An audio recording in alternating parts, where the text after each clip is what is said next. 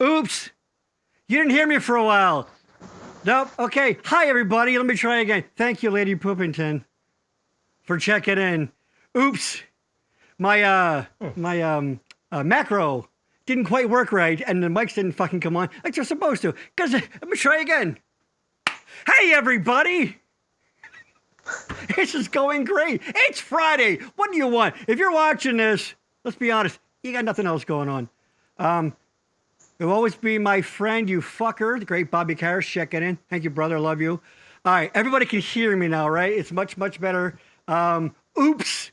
Once again, welcome to Gary Has Friends. I'm going to repeat myself right there. I am the aforementioned Gary, and despite what you didn't hear me say 2 minutes ago, I do, in fact, have a couple of friends who apparently could hear me, but the audience couldn't. So, oops, Lady Poopington, yay, yeah, exactly. Oopsie! So that's how this show is going to freaking go. This is sort of the, if you're a regular Backroom Show viewer, this is kind of like if the Backroom Show is my wife, it's like my side chick, you know what I mean? You know. Go out a little bit. Go to the Copa. Go see Henny Youngman. Goodfellas reference. I know my guest is getting that. God, my guest looks like he's on a job interview. I don't know why. I gotta give him shit about this. All right, let's get a few things out of the way so we can get rolling in this fucking already shit show already. By the way, if anybody, if you're watching, if you've already seen, you can join the chat and we can see it. I will show your chat. So all the Tony's people, say hello.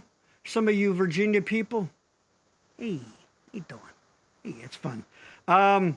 So real quick, yes, chat, like, subscribe. If you're watching on YouTube, you probably figured it out, but if you're not, go there. All the one word, the Backroom Network. Hit that subscribe button and like and comment, do all that stuff. Come on. It's 2023. This is how we validate ourselves. Please don't make me beg. And don't make me beg. All right. So yeah, go and do that. And follow us on Facebook, The Backroom Show and The Backroom Network. I don't have a Gary Has Friends page. Let's be honest. People ask you to like enough stuff. You know, like you get like an invite from someone you know in high school and they live in like freaking Indiana now, and they're like, hey, like my husband's locksmith business. I'm like, I'm not gonna do it. I'm not gonna, you know, my guess is agreeing, exactly. So, you know, if you care very much about this program, just check out the Backroom Show and the Backroom Network and all that stuff, and you'll find all that information about that. Hey, everybody, are you like me? Do you like free swag? Well, it's the place for you. Yeah, Tony, yeah. As you said, we now get this out. Bam! Backroom Show coasters. What? Backroom Show stickers. And also, it's Backroom Show coasters again. We got two fucking things, all right? We're working it. We'll get more stuff, but Backroom Show coasters. What? It's got the little slogan on the back. Get a drink and take a seat. You're in the back room. We got the stickers. Blam. You can just put these up anywhere. Annoy your neighbors. Put it up at the freaking local shopping where you shop. And I'm like, what's this cool thing? You're like, yeah. You can get them at absolutely no cost to you. And it costs me money. You know, I got to freaking mail out to you like an asshole. But you know what? I do it because I love you. So all you got to do, it's real simple. Reach out to me. If we're Facebook friends, just message me. Or text me, or you can, here you go. See that email, gary@backroomnetwork.com, or there's my phone number. You can text me. Just make sure you let me know who you are. Give me your address. It's 610-698-5878, and I will get these right out to you, courtesy of the United States Postal Service. So it only takes 6 to 8 weeks to arrive. Oofa. So that's that. What else we got here? Oh, Sean checking in. What's up? You sexy bastard. See, Sean recognizes. He gets it. He sees a pudgy middle-aged man. He goes, that's my kind of pal right there. Flattery. Yeah, exactly. My man Sean from my second life in Cape Cod, also many years ago. So what else we got here? Our next Backroom Show episode. Right there. Actually, this coming Tuesday, we have... I'm calling it Daddy's Boys. We have Chris Herter, Scotty Loball, Matt Ziegler, and Steve Mason. They hold a golf tournament every year in honor of their dearly departed friend, Jason Shellaway, affectionately known as Daddy. So that'll be Tuesday, right here, where you're watching this, at 8 o'clock live. So do you understand? And then after that, starting June 6th, we go every 2 weeks. Jane Stahl, those of you from Boyertown will recognize her as a teacher. She now runs an art gallery in Boyertown. Yeah, that's right. Art gallery in Boyertown. Right, Tony? What? Yeah. Exactly said. And she's awesome. She is a ball of energy. She's a ton of fun. She'll be great. And on the 20th, then we have Kim from Vujade. If you live in this, where I live, the regional area, the southeastern Pennsylvania, and even in New Jersey, you know Vujade, and you know Kim. She is amazing. She's going to be on our show, and hopefully going to sing a couple songs. And July 11th, if you watched a couple episodes ago, you met my pal Trish Ortlip, who was a nurse, and she took a medical mission trip to Honduras, and she's back, baby. She's gonna tell us some stories about her trip, show us some pictures, and also gonna tell us. I enjoy a good gnarly nurse story just from her career, so we're gonna get a few of those out of her. And I just added my friend, the great Courtney Cannon. If you're a regular viewer of the Backroom Show, you know that Courtney checks in. Courtney, who is a gorgeous woman, somehow is perpetually single, and she keeps meeting these guys when she goes out on dates. I guess assholes might be the word to say. So she's really funny and really fun. And we're going to talk about dating life after 50. Yeah, bring your horror stories, people. It's going to be great. And this very program, Gary Has Friends. All right, hold on. Let's check in. Oh, Sean, I got my stickers. He even writes in a Boston accent. Hey, Gary. Hey, Tony. I'm not sure who you are. Okay, Koja. But hi. I'm not sure who that is. There's Freddy checking in, about to talk about you. Hey, guys. Clyde Mock. Yo, Gary. Yo, Clyde, what's up?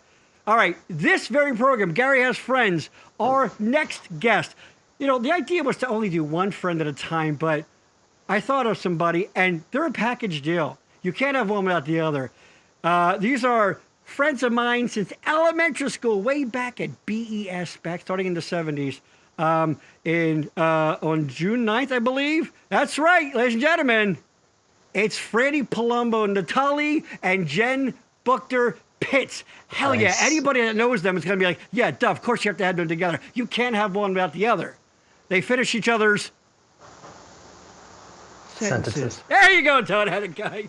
Exactly. I'm getting a little bit of noise from your thing. It's okay. We'll deal with any issues tonight. So that's that. So check that out again. That is June the 9th. We always do Fridays. It'll be at 8 o'clock right here. I think that's that. Oh, also, of course, out now, we have a brand new show for the Backroom Network, Participation Trophy Wives. They just put their first episode out on Mother's Day. How appropriate. And it's going gangbusters. People are loving it. If you watch the Backroom Show, our last guests were the hosts, Alicia and Kate. They are freaking insane and hilarious. So go check that out wherever you get podcasts. And they're going to start doing the video podcast soon, too. So they'll be coming on here, too. So check that out. Franny, exactly. Yay! Yeah, Franny's, how can I say? I barely have an overabundance of Italian friends. Okay, speaking of that, that's it. I think that's it. I think we got all of our stupid plugs and things out of the way. I don't have too many notes tonight because, you know, it's Friday. What do you want from me? All right, so here's a pal of mine. I'm going to bring him in right now. This is a guy that I have known since the 1980s. Put it this way. I've known this guy as long as, like, the fucking late 40s were from, like, when we met, kind of. Does that make sense? If you go backwards? Yeah, because we're getting old. All right. There's a pal of mine who I love dearly. I don't know why he's friends with me, because he's smart, interesting, and funny, and I'm, you know, the guy that does shows in his basement. But please, a big Gary Has Friends welcome to my pal, Tony Valinote. There he is. There he is. Tony Valinote, by the way, professionally cool. Well, he told me to wear a suit. I thought this was an interview. Oh, boy. There you go. You know what? 2 minutes in, you're doing a bit already. I fucking love it. You know, you got to know Tony. Tony's like, okay, I don't even know this, but I guarantee this is right. Tony's like, okay, on the show tonight, Gary's fucking nuts. What can I do? Oh, I know. He's going to do an interview with me, so I'll dress up. Boom! And I love it. Hi, yeah, Tony. Welcome. I prepared, yeah. Welcome to Gary Has Friends. Can everybody hear Tony okay? I'm hearing a little bit of noise, but I think it's my things. I don't think it's going out to the feed. But if anything's weird, let me know. Tony, how the fuck are you? Not bad, Gary. I'm doing all right. Why do you look like you're going to a mob funeral?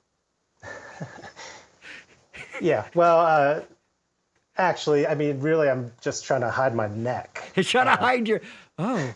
But you got an awful neck?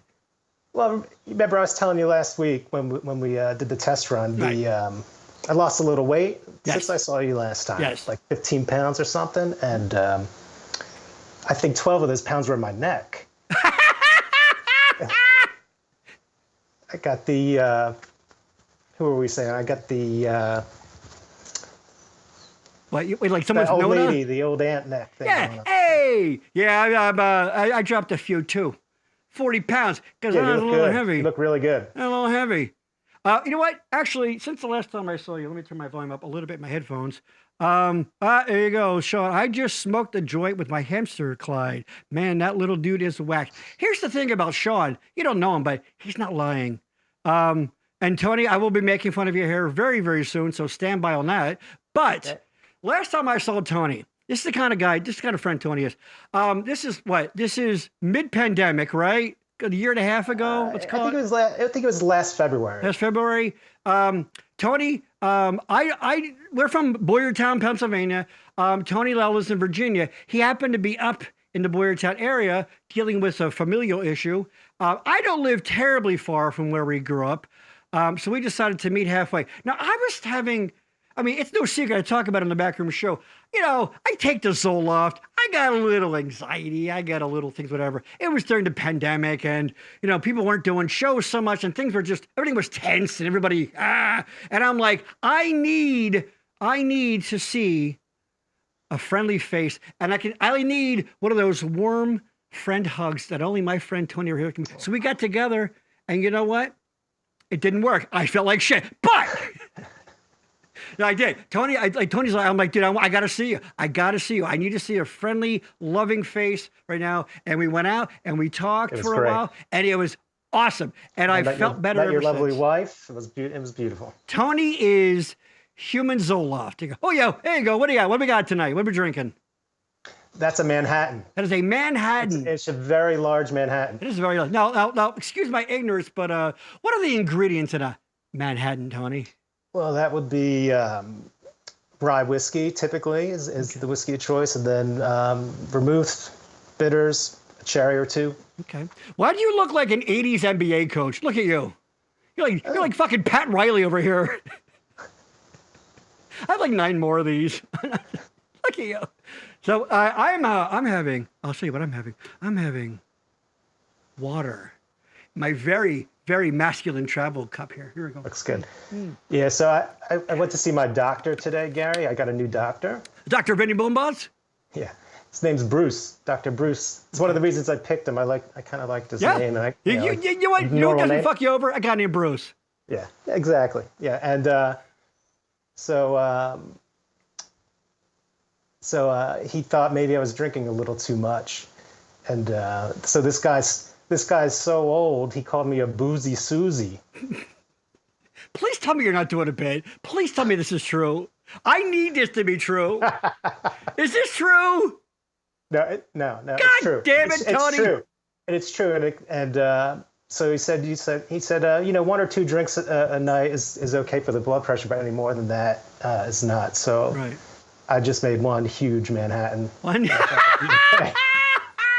He didn't say volume. He said amount. Right. Yeah. That's true. You know what? Here's the thing, Tony. Here's what you got to do. You got to get yourself a new fucking doctor immediately, by the way. Immediately. Oh, you know what? Hold on. I would like to harken back to something I did earlier. I mentioned Franny and Jen. You remember them? Of course. Of course you did. Yes. You guys all went to East together. I knew them at Boyertown Elementary. Then I went to West. They went to East. But then we met again in high school. It was beautiful. Okay. But I wanted to show a picture of them. Where the hell is that? Here it is. Bam. There they are. Hey, they look exactly the fucking good. same, by the way. That is Franny on the left. Well, you're on the left. And then, of course, that's Jen on the right. Now, Jen is one of those 2N Jens. We had a whole discussion about this. Mm-hmm. At that point, just write your whole fucking name then. I mean, I get it. Jennifer has 2 N's, but it's a nickname. It's supposed to be shortened. If you're halfway through. You're halfway through. Now, do you prefer Tony? Or I know Anthony, you put Anthony on like all your social media or all your. Yeah, well, for the folks at home, so I was born Anthony Joseph Valinote, yes. And from the age of 0, everybody called me Tony, right? So, but when I went away to college, I don't know why, I just decided I was going to do something different, and I introduced myself to everybody as AJ. Yeah. So everybody that had met me from college forward, including everybody I work with, my wife, my kids, it's AJ. Oh, your kids call you AJ? Yeah. AJ, I'm going over to Tommy's house for a little bit, all right? Yeah. I'll check back a little bit later on AJ. Yeah, so it can get a little bit confusing when I'm moving between worlds there. Between worlds collide. I actually remember when you were starting to transition into the AJ thing, and I'm like, you pretentious asshole. Don't try to hide your swarthy Mediterranean roots here, pal. All right, don't try to gussy it up, but with an AJ. All right, you're freaking Anthony or you're Tony. Embrace it. By the way, why do you look like you sell diamonds on commercials? Come on down to Crazy Tony's. We have all the fast. Here he is. Do me a favor. I know I don't even have to tell you how to do it. Please do. I'm going to cut to the one shot of you. Do the Letterman tie shimmy for me, please. Oh. The shimmy. You have to grab the lapels. Oh, like this? He does this thing? Or? No. You grab the lapels. There it is. Boom. Yeah, there it is. Fucking weirdness. You're at home. No, is that what you wore to work? I'm not on Facebook every day. Oh, yeah, there you go. YouTube, wherever. Just in case any agents are out there. Now, do me a favor. If you could turn to the side so we can see your hair, you'll notice Tony has it up in a man bun. That's right. Business here, party over here. That's right. Now, this is when I would say something like, hey, Tony, how come you look like during the day you run a yoga class, but at night you teach pottery? No, I would say something like that. Well, in all seriousness, I'm sitting in my office right now. Okay. I work since COVID. I've been at home the whole time, and just decided, what the fuck? Yeah. I think I heard you say the other day, Gary. Maybe it was on the show with Rupert, but you only have so many fats in your life, or something. Yes, along you those got lines. so many fats. And when you said that, I think that was I had said to myself, you only have so many long hairs in your life. And I'm not going to be growing my hair when I'm 65 or anything like that. That's true. So it was now or never. Yeah. And that's funny. I would like to invoke a very, very, very old joke. My hair has a natural wave. Bye-bye. That's it. That's the old joke. Ba-da-ba-ba-da-ba. Next up, we got Ziegfeld Follies. Yeah. Looks good, though. It looks good on you. On you. Looks good. You were great in Scent of a Woman, by the way, when you were all like, hoo-wah, hoo-wah, hoo, you were hoo-wah. Yeah. Oh, hold on. There's Jen. Hey, guys. Hey, Jen. What's going on, Jen? Jen with two N's. What's going on, Jen? Franny back in. I think in Italian, it's pronounced Etney. Hey. And actually, Anthony and I talked about this. Anthony, it's weird. His name is well, I don't. It's written here. Valinote, Valinote, but really it should be Valinote. But they did that thing when it came over, probably, right? I think so. I think I had heard from maybe my grandfather something, or my dad, I should say, that maybe there used to be an I at the end. It was Valinote. And it got stripped off coming over at some point, or Catholic school or something that the nuns couldn't say. They're like, listen, we got to Anglo this shit up. Yeah. Because it's at that time maybe because it was the Italians turning the fire. Like they just missed the Irish, but now they're on to the Italians. Right, so we're like, let's just because I don't know if you know this or not, Tony. We've got a long history of racism in this country. We like to think of ourselves as the melting pot of the world, but when it comes right down to it, oh, Jen with her two N's. I love my N's. I know you do. But I don't know if you heard me earlier, your name's Jennifer, and by the time you write Jenn, you're already halfway through. I'm just going to fucking call you Jennifer. But that's weird. There were a lot of Jennifers when we were growing up, weren't there? Yes, and we had an unusual amount of Corys in our class, of course. What's up, Corey Hano? Okay. Happy birthday today, Corey Hano, by the way. And, of course, the great Corey Frank, who was recovering from his leg may have met a chainsaw. Ooh. Yeah, so I think you can fill in the blank for yourself there, figure out what's going on there. He's fine. He didn't cut off his leg or anything, but he got a pretty gnarly gash in his leg there. Yeah. So heal up, Corey, if you're watching. He's another guy, actually, funny we talk about Italians changing their name. My understanding is he's Corey Frank, right? But apparently they were like Franco or something. One of them, one of them. Sure. One of them, like, yeah. And they did the old change. They because, let's be honest. Sorry, that's not the way it is. No one really likes Italians that much. Hey. I'm kidding. I love it. Whoa. All right. I have a little bit of a loose kind of agenda. Well, probably I have these emergency things I do sometimes. I haven't had too much, but they're called random questions. They're just kind of goofy, fun things. Oh, you're already dipping into the random. No, not yet. We'll get there. No. But Jen, it's cute. Oh, Franny, yeah, it's Zen. I'm not calling her Zen. Zen. Anything but, by the way. That's what I prefer. Well, then I'm definitely not doing that anymore then. Because let me tell you something. You don't tell me what to do, Bookter. All right, Bookter. Manhattan. Tony Evans in Manhattan. You look like you're you look like Michael Douglas in Wall. You look like Charlie Sheen in Wall Street. With your hair slicked back, drinking your Manhattan. Hey, were you making deals, Tony? Just prior to us coming on, Tony was on the phone going, buy, and then another one goes, sell. All right, thank you. So let's talk about a couple of highlights here. We talked about this the other night. When we were, I believe, 19? We were like 19? We were young. Tony and I, since we've always been 75, even when we were 19, decided, you know I'm going with this, what we should do is we should go down to Valley Forge Music Center, which I believe is long fucking gone now. It's been whatever. And we saw, it was like one of those like multi-group concert things. It was the Four Tops, the great Levi Stubbs, baby. Levi Stubbs, the Temptations, and Frankie Valli. Now, fun fact for those of you, Levi Stubbs was the vocalist for the Four Tops. He did a very famous vocal acting part in a movie. Tony, you know what that is? No, I don't. He played Audrey 2, the plant in Little Shop of Horrors. Oh. That was Mr. Levi Stubbs. That's right. Sense. Yeah. Yeah, so Tony and I, because, again, we've always been 75, we decided, let's go listen to our dad's music. And you know what? It was fun as shit, wasn't it? And, of course, we had to be those guys that we were listening to the music on the way down to the thing. Yeah. Like you have to, right? Oh yeah. We were jamming out with the cassette there in the van. I was probably driving the minivan. Wait, 100% you were driving the minivan. And Gary, I mean, we were both the youngest two people there by year. I mean, 20 years maybe. Yeah. We're the two whitest people there.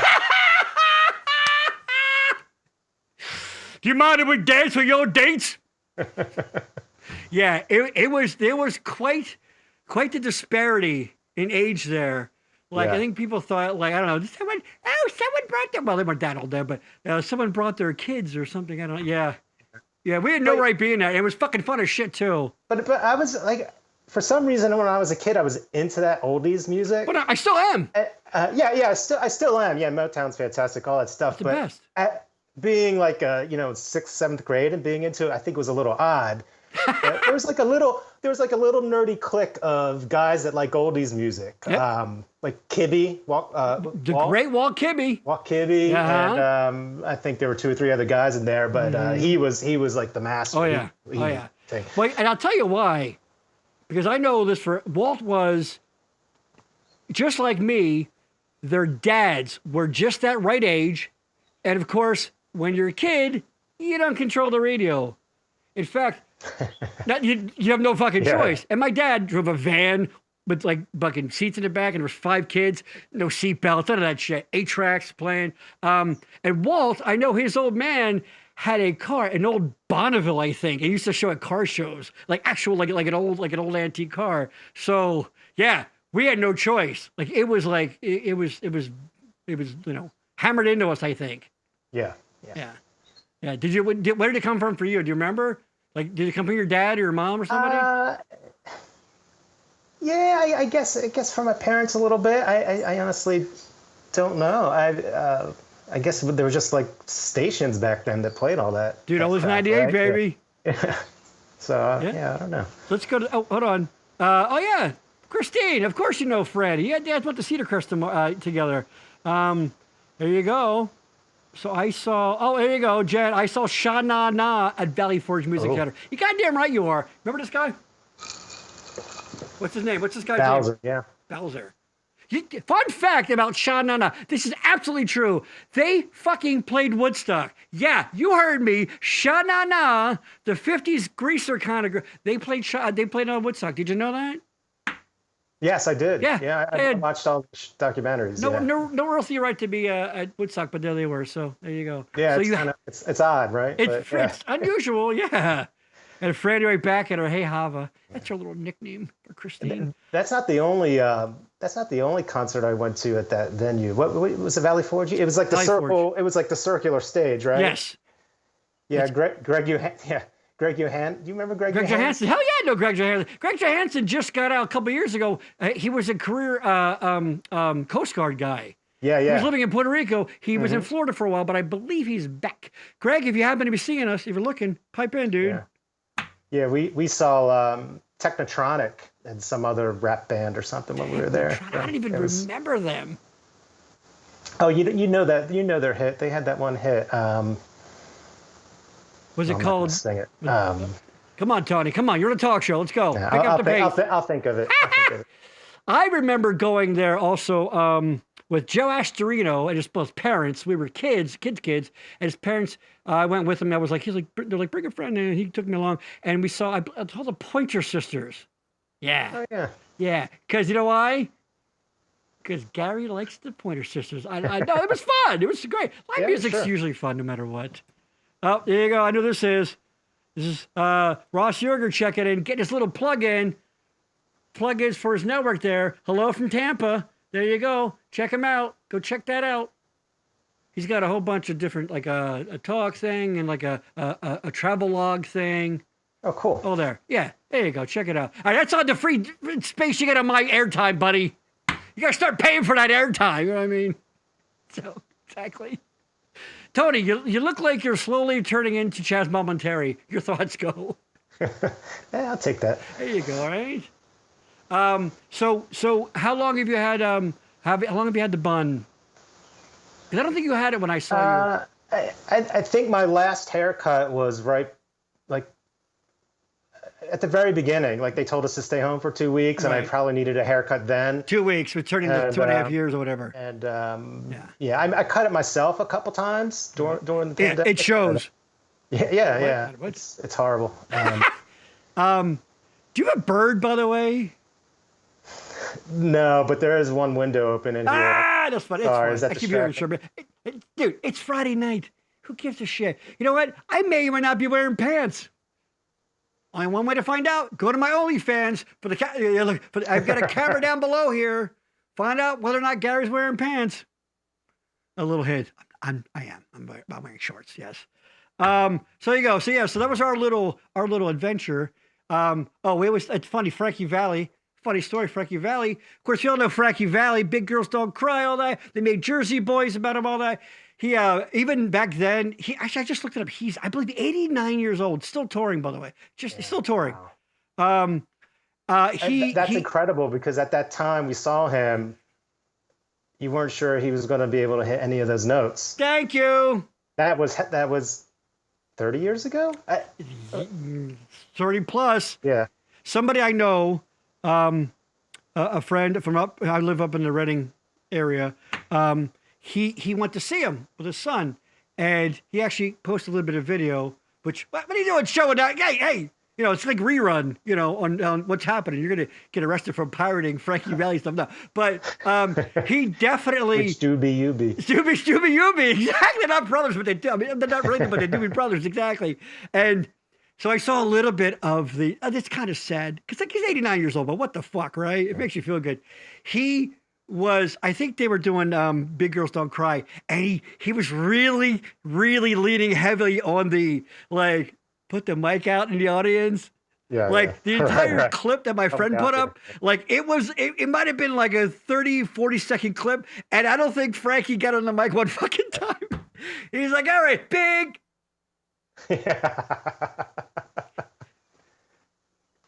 Yeah, that's good. Yeah. Here we go. One more time. They don't.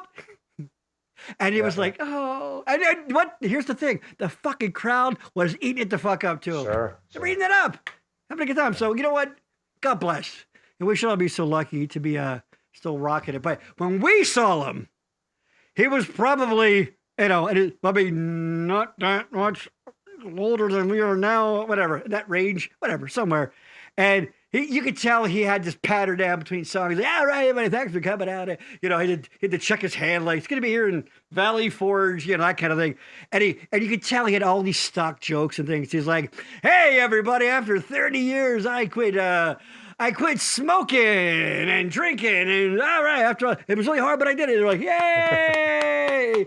And now he's like, and then of course he had that joke in the fucking chamber. He's like, and now I just gamble and whore around a lot. Oh! And he delivered it with all the passion of a doctor telling their child they have leukemia. Like it was just, you could tell he told this joke so many fucking times. Yeah.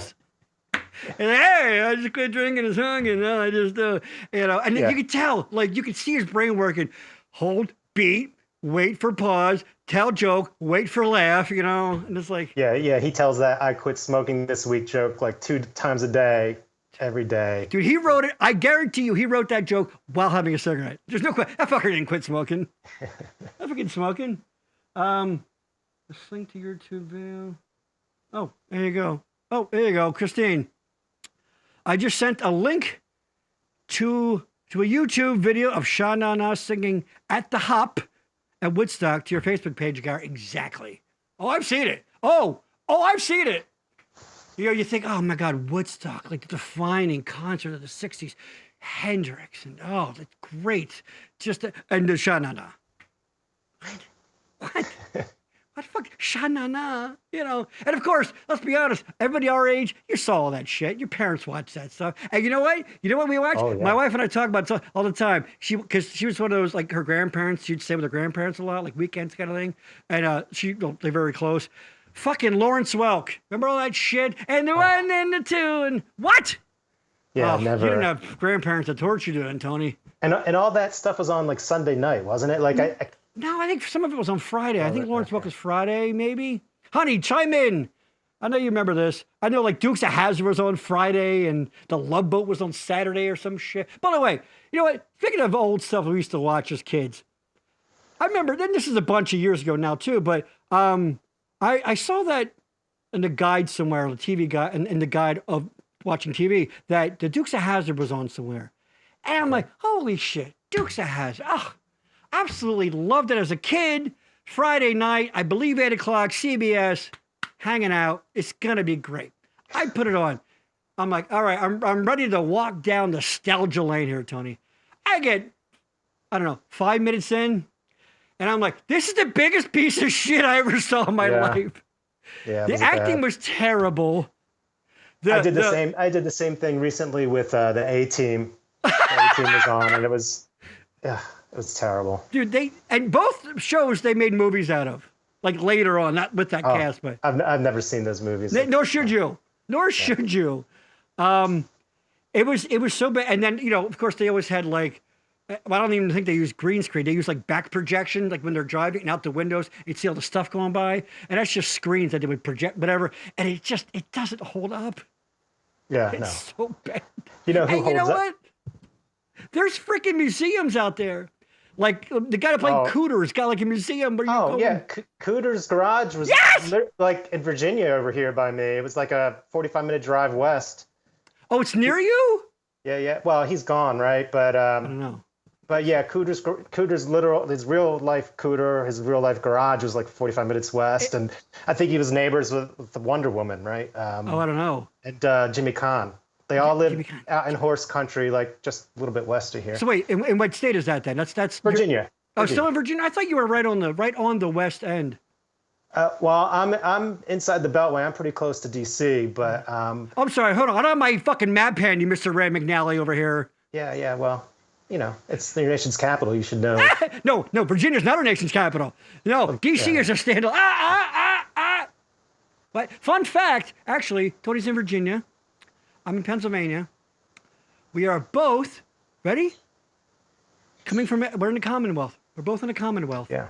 Can you name the other two? I believe it's two others. I know one of my friends who piped in is going to know the answer. Massachusetts. That is correct. Ooh. I believe there's one more. 5 seconds on the clock. Don't know. Anyone? Fucking Kentucky. Oh. Kentucky. Who gives a shit? The only thing in Kentucky is the fried chicken, the horse race, and it's where Muhammad Ali's from. There you go. Mm-hmm. Who cares? I don't know. Oh, yeah. There you go, Ross. Dukes of Hazzard, Love Boat, Dallas, Falcon Crest, all that stuff, dude. I didn't really get into the Falcon Crest and Dallas, but hell yeah, watch that Love Boat. Yeah, why not? It was fun. Fantasy Island was on after that. Fantasy Island. Oh, dude. I remember how cool that seemed like an idea. Like, oh, you can do anything. But then it was always like a dark side. It was always like a morality tale. Like, you want to do something cool, but it was always like, oh, price to pay. And you come out better. And they just fucking repeated the same basic fucking premise every fucking week for years. But hey, we got a midget on the show, so that's kind of. Well, apparently I heard he was a real SOB. Who's ornery shit, right? They said, right? Oh, look at fucking Tony fucking pounding that Manhattan. Lady Poopington, yes. I tried watching Chips a while ago. Wasn't even good back then. Oh, seriously, that's a really good point. Go back, anybody, and actually, it probably any generation, just go back and watch the shows that you were like, oh my God, I fucking. But there's some exceptions. Like Cheers holds the fuck up. Cheers is great. Cheers, of course. Yeah. It's wonderful. But a lot of those shows that we really liked as kids that like fun, they stink. You know what? Hold on. Yes, Lady Pooperton, Charo, Coochie Coochie. I remember Charo. Dude, Charo was hot. I met the consigliere at his home where Tony talked about it. He wakes up and says, "Hi, I'm." When? What are you saying? Consigliere at his home, out where Tony's talking about. Okay, he walks up and says, "Hi." I was talking about. I'm Bobby. Yeah. Oh, the consigliere. That's Robert Duvall. Yeah. Robert Duvall. Did I say Jimmy Caan? You said Jimmy Caan. Yeah. Yeah. Of course. I'm like, he's like Godfather reference. Robert Duvall, exactly. Yes. Bobby Duvall played. Help me out here. He was in To Kill a Mockingbird. He was the big goofy neighbor guy who beat.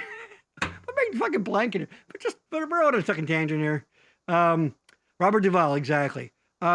So yes, and you know what? A lot of I've had arguments with people about this, but Boo Radley, Jesus Christ, thank you, Lady Poopington. Well, close enough. I know you're typing quickly, so Boo rattled. I'm scared. Now, Gary, had you ever actually read that book? Or you just know because you saw it on stage? Let me tell you something, asshole. All right? Let me tell you something. You Ginzo piece of garbage. All right? You soprano-looking asshole. My wife and I, right there, the lovely Lady in Pooperton, we directed a production of it back in 2000. Oh, get out. So, yeah. No, I won't get out, Tony. So, yeah. Motherfucker. It's funny. This is really funny for me because Tony's so nice. And I'm just a fucking maniac. I'm yelling at him for no reason. Yes, Radley. Not Boo rattled. Boo. You hear boo and you get rattled. Ooh. Ooh. I'm going to pay for that one later on. So anyway, but I've gotten arguments with people about all those shows that they weren't really on when we were kids or were too young, but they were on reruns, like Hogan's Heroes, Brady Bunch. Those, honestly, let's be honest, Gilligans Island, they all sucked. Some people get really sentimental about it. People get really touchy about that. Some people are like, no, dude. No, that's true. You show me one funny moment in Gilligan's Island, I will give you $500 cash. I mean, I did watch Gilligan's Island, but it stunk. But for a lot of those shows, I find myself always biting my tongue because everybody loved them, and well, we're here to say, Tony, here's your chance. You're on camera. You're being streamed through the internet. Go ahead. Give me your thoughts on Gilligan's Island and all those shows that we grew up watching. Well, Gilligan's Island was okay. What? But, you know, there's always this debate between the Munsters and the Addams Family. Yes. Better. But I hated them both. They were both. I couldn't watch either of them. I don't disagree. The only thing funny about the Munsters was I did like when Herman would get mad and would go, darn, darn, darn, darn, and he would hit and like the roof would cave in. That's pretty fucking funny when you're 12. Yeah, what a career that guy had too, man. I was just watching... Pet Sematary. No, my cousin Vinny. Yeah. Yeah, you know why? It's required viewing. Because, wait, let me guess, we're doing a family reunion, and we're like, all right, let's see, My Cousin Vinny. I mean, it's on like every day, so it's on TV somewhere. So. Yeah, of course. Yeah, I know you wanted to be Ralph Macchio for a while there. Speaking of Ralph Macchio, that's funny. One of my random questions is tangentially related to, am I saying that right? To Ralph Macchio. So we'll get into that. His last movie. Well, there you go. Exactly. Pet Sematary, I believe, right? Yes. He was the creepy guy. That was his last film. It was the big, tall, weird-looking guy. Go figure. All right. So Tony has tried to explain to me several times over the years what he does. Now, hold on. Before you respond, he gives me some horse shit about working on software for the EPA. But I got news for you, pal. I ain't fucking buying it. Because he's always really vague. Yeah, it doesn't really say too much. I have a theory. Tony, my friend Tony, hold on, let me go to the one shot right there. My friend Tony right there worked for the CIA. He works for the CIA. And I'll give you my reasoning for it. Number one. Let's hear it. Number one. He's Italian. That right there is suspicious. I mean, do I need to say any more? Or you work some sort of crime set, or you work for the CIA, or you're some sort of like rogue hacker, like Penelope Garcia. Like, maybe they caught you, and like you work for the government now. But think about that one, Gary. I mean, how much trouble did I have getting Skype to work? I'm not a hacker. That's apples and oranges, my friend. Man, you know why? Skype is, you didn't really have much trouble. You didn't have much trouble with it. I mean, Skype is not like breaking in. Remember Die Hard? Remember the cool black guy with the glasses that they got? That's Tony. Tony's that guy. Go ahead, now deny. Now tell me what you really do. I'm the limousine driver down in the garage. You were Argyle. His name is Argyle. You know what? I can't do math for shit. I'm like, you know me a long time. I am not a smart man. I'll fucking tell you Argyle, though, from fucking Die Hard. Because why not? Why wouldn't I? All right. Once again, Tony, please try to explain to me what it is you do. Go. And you're on a talk show, so pick it up. Let's go. Okay, yeah, sorry. What I do is I am the go-between between the customer and the developers, because the customers don't know how to articulate what they want, and the developers don't know how to talk to people. Oh, hold on. You're doing the guy from Office Space. Oh, yeah? You ever seen Office Space? Yeah, I watched the British version. I never watched the American version. That's The Office. Oh, yeah, Office Space. Yeah. Yeah, good movie. Hold on. I probably watched parts of that 20, 30 times, and I always miss the beginning. Right. So the first 20, 30 times I watched that movie, I didn't understand the premise of the movie. And eventually I understood that he was, hypnotized and made a lot more sense. But Here. This is you. Will it play? I have people skills. I am good at dealing with people. Can't you understand that? What the hell is wrong with you people? There you go. You're that guy. There's a lot of truth. There's a lot of truth to that. I mean, I work with a lot of brilliant people, but you don't want them talking to the customer. My wife works in design software, and I've heard some, like, in passing, because she's been doing a lot of, like, obviously with COVID, she was working from home, and now she's back kind of part-time, but still splitting. And I've heard, just passing through the office really quick, I've heard some of this talk that they say, I need the extra 9er KJ ordered, but listen, we need to back order the Schlagenkluger. And I'm like, my wife is the smartest woman I fucking know. And but honestly, when it comes to doing things like calling in to go order, things like that, guess who has to get on the phone? Mr. Yappy over here. Mr. Yappy. My wife's not, she's not autistic. But she's on the spectrum. She's not on the spectrum. No, she's just not Asperger's, but she definitely, I'm the extrovert. That's for sure. My mom knows I'm on the show right now. She's texting me. We can get her on the horn. You want to get her on? Oh, she's Thank warning you. me Technology to be careful. I needs should be you. talking about work. I'm sorry, but I'm sorry, sweetie. What was that? I was yapping. She told me to be careful. I shouldn't be talking about work. Yeah, exactly. Thank you. Does that Thank feed you, into Tony's your mom. theory a little bit? Thank you, Tony's mom, for freaking fortifying my original point. You definitely do so. And by the way, you still didn't really explain what the hell you do. You always like get really vague and then you brush it off. I know you do something fucking shady, Tony. Well, if I did, I couldn't tell you. Yeah. I mean, there are a lot of spooks around here. You can't throw a stone and not hit a intelligence agent. Well, goddamn, Quantico is Quantico. What? That's over there. Yeah, the whole area, right? Virginia's pretty much Quantico's where a little bit south. spies are born. CIA's right next door. Yeah, it's crazy. How has the DC area been the last 5 years or so? Because a lot of stuff's going down. Well, it's been a little tense. You know, I used to love going into DC, but I don't really have any desire to go anymore. You know, when my girls tell me they want to go downtown, I don't care for it. I let them go because I used to do it. But how far are you from, like, downtown DC, whatever? In the car, 5 minutes, 10 minutes. What? Yeah. No, on a unicycle. How long on a unicycle? On my what? On a unicycle. How long on a unicycle? On a unicycle. You know, like when you go to like the maps things and they give you like by bus, by car, by walking. How about a unicycle? Oh, for me? Yeah. That'd probably take 24 hours or so.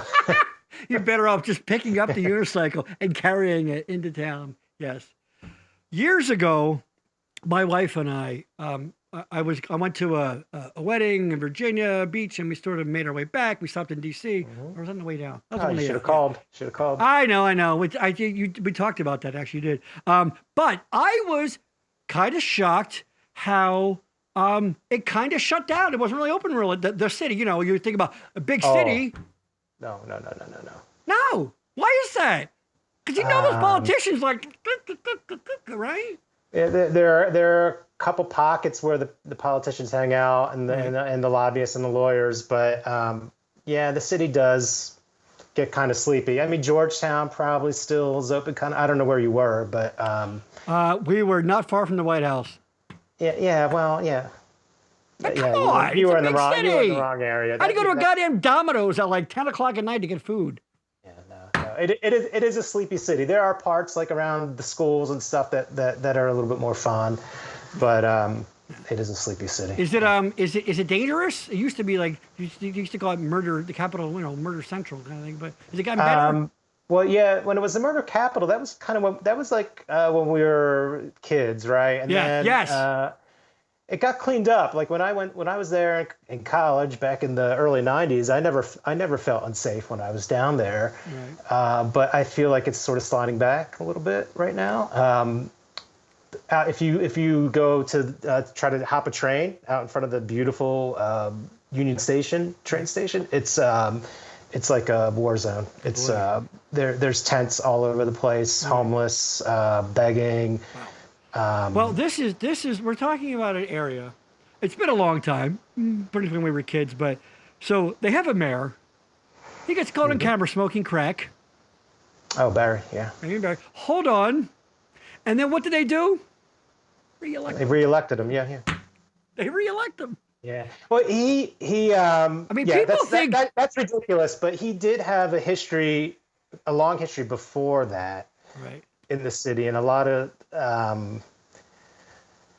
he backed a lot of goodwill. There was assassination attempt on him. He was shot when he before that. Really? So he kind of had like that. Yeah, but he was all cracked up. So he's so fast. He was running next to the bullet. He was like, "Hey, what's going on?" Hey, and he just took the bullet and he just went, and the bullet just went away. See, Tony, because he's all cracked up. Because he was running fast. He's on cocaine. Yeah, that's fine. All that goodwill he may have banked, he was doing fucking crack on camera. Yeah, and yeah. Like, set me up. Yeah. People think that Trump started that, like, be an asshole and just be voted in anyway kind of thing. But no, my friend. Oh no, it's been going on for quite some time. Yeah, no doubt. All right, so let's not get into politics. Though. No, we're not gonna. Oh, we're not gonna. Oh God, no.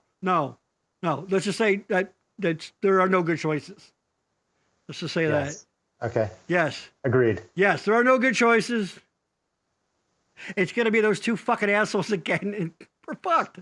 So that's what I do. You know what? That's why I do fun stuff like talk to my friends. Because someday, maybe this will make its way out into the universe that when the planet's blown up to smithereens, they'll go, hey, there's a couple. And even then they'll go, why is that guy wearing a tie? Why is that guy wearing a tie? 3,000 years earlier. All right, so we're going to leave it at, we don't know what Tony does. We're never going to know. Software for the EPA. Wink, wink, wink. So Tony, you're a married man. Yes. You're a man. Kid, do you like your kids? How many kids you got? 3. Hold on. You got to think about it? I had, 3. So they're, my oldest is 16, 21, something like that. Hold on. 16, 21. Ah! Gary, you don't have any children, right? No, no, I do not. What I'll tell you is they grow up so slowly. It's almost imperceptible. It's glacial, right? People talk about it going by so fast. They grow up so fast. Oh, yeah. So that's bullshit, right? No, in all seriousness, I have 3. I have 3 kids: a son, girl. 21, 19, 15. Do you like them? I do. Yeah. Now, what you said the other night when we were talking, you very specifically, you're like, oh my God, my kids, that one particular one. Oh, I can't stand them. Remember that? Yeah. Remember saying that? Yeah, I do. Yeah, I do. No, they're good. They're good kids. And unlike us, I mean, they're not even trying to get into any trouble. Right. Like they're clean. They're smart. That you know. And we were constantly trying to assholes. Dude, I remember going to Zern's. Those of you who don't know, Zern's, it's kind of famous. You maybe heard of it, but it is a weird little farmer's market. It has since closed. And at all these stands, you could get anything. And they had this stuff. We called it Rush. And I think pretty much it was a little brown, like brown glass jar. And I'm not, now that I'm older, I'm like, I think it was paint thinner. I don't know. But you could buy it at the fucking Zern's, and you would just huff it. Huff it. Because you would get that weird little head buzz. Oh, I don't remember that. No, of course you don't, because you were a nice guy. You were just, you and John Riley. I was a nice guy, but I desperately wanted to get into trouble. Yeah. You and John Riley, you were too busy wearing your hockey jerseys backwards, being, look how weird we are. I got some stories about John I can tell you, but real quick, speaking of Zern, last week, or not, it wasn't a week ago, but when you were talking to Rupert about First Record. Yes. Oh, yeah, at the record store. My first record was also at Zern's like you. It was a 45, and it was Devo. Was it Whip It? Yeah. I don't know what was on the B-side, but it was definitely Whip It. That's freaking awesome. Yeah. Gotta get that 45, man. When you got your own money, anybody just saw it before, but I got the theme song to you can tell my lifelong obsession with television, the theme song to The Greatest American Hero. That's true. You got to rewatch that show and see if that held up. Oh, it's not good. Fun fact about that show, the character's name was Ralph Hinckley. You might recall a little historical event that happened around that time involving someone named Hinckley. Yeah. The guy that shot Reagan, and they quickly they just called him, hey, Mr. H, hey, Mr. H. They never said Hinckley again. That's funny. Yeah, fuck. All right, is Manson taken? Can we say Manson? No, that's not good either. No. How about Noriega? Can we call him Noriega? No. Shit. Yeah. Oops. It's a bad timing. I was not a fan of that Manson character. Bad guy. That guy. Speaking of bad timing, remember on that same time, the late 70s into the 80s, there was a I think it was a chewable. It was a diet chewable, and it was called AIDS. AIDS. And they're like, you'll lose weight on AIDS. Want to lose weight? Get AIDS. And then, AIDS came along, and they're like, motherfucker! Are you kidding me? That's funny. Yeah, that's fucking absolutely true. And like, oh, I don't know. Can we call it Hinckley? No, we can't. We can't call it Hinckley. Oh. That's good. Yeah. Yeah. You get a nice wife. Do you like your wife? Yeah. She's good. We talked about this the other night. It is. You might have met her. You might have met her at the 20th reunion. I don't know. That was a long time ago. A long time ago. Yeah. But we talked about this the other night. It's everything, isn't it? Having the right partner, whatever, it's everything. It makes all the difference in the world. Do you agree? Yeah. Yeah. You may want to expand on that. We're on a talk show, Tony. Go ahead. Go. I'm definitely married up. Michelle's great. How long you married? It'll be 25 years in December. There you go. My wife and I are together going on 26 years, married like 3. Because why not? Yeah. That's awesome. How'd you guys meet? Well, we did technically met in college, okay. But just sort of in passing. She was actually dating a friend of mine. And, boy! And then about a year or so after graduation, we were kind of in touch through my roommate. Was friendly with her, yada yada yada, and I had a company Christmas party to go to, and the girl that I was dating at the time, I didn't want to take to the party. She was just a little young, and 12. I was trying to be an adult. No. She was 14. It wasn't that, but 14. So I asked Michelle to go with me, and we hit it off, and that was that. That whole in touch thing too. This is way pre-social media. You had to like reach out, like you had to run into a friend, like, hey, I saw so-and-so, and you're like, oh my God, get me. You had to play a little like pass the number down the line thing, kind of, right? Because you couldn't reach out, no email. It was so hard. It's amazing. It's amazing you and I ever dated anybody. Well, it's we're charming. Did you date anybody in high school? I don't remember you like dating anybody. I dated girls like from other schools and things. My prom date didn't go to Boyertown. Yeah, okay. Dude, met some Boyertown girls. I mean, don't make me say it on the show. No, I'm kidding. No, actually, some very, very lovely girls. Now, dated or I didn't date too much, but there was things that whatever. I would have taken either back then. I was a naughty boy. You were naughty. Yeah, I tried to be. I don't know. That's a whole other story sometime about the very first time me running down the Bouses to get a condom and how awkward it was. I better be careful. My mom's going to text me. Uh-oh. Remember that time, Tony, you let me use your mom's house when I hooked up with that girl? And you're like, no, just go use my mom's bed. She's cool with it. Remember that? Yeah.